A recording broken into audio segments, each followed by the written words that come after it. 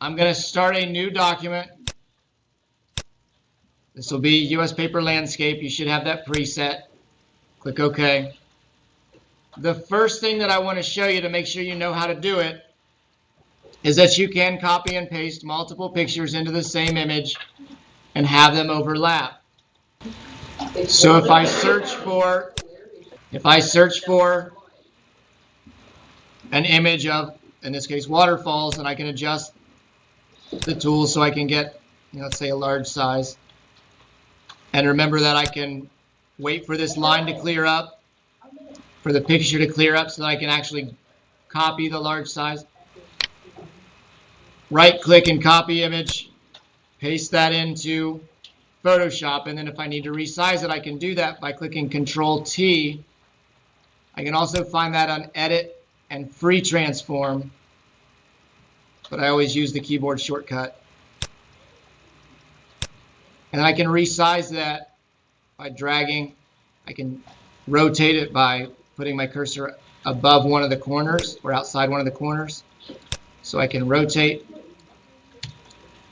and then click Enter or the check mark when I'm finished with that, so that I can basically create a collage of images. And then I'll use the rectangular marquee tool to select half of this image. This next part is the part that we've already done, but I want to make sure that you're aware of how to do it for Monday. We use the filter menu and choose some filter option. And then you can see how you change the image from its original state to its filtered state.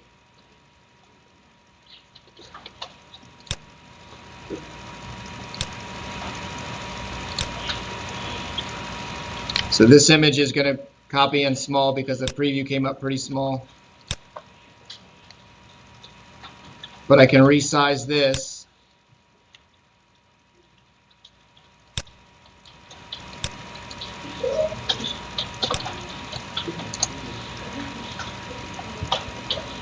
And again, use the marquee tool to filter half of it. Remember, I have the filtered gallery that I can use as well.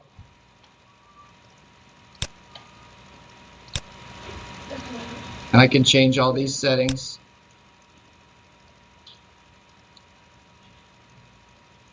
And I can see exactly how this is going to look when I'm finished. If I don't want one of those, I'll use watercolor or water paper. You can adjust all these settings to see how they look and what you eventually want in the end. So you can see the difference between what you've started and what you've finished.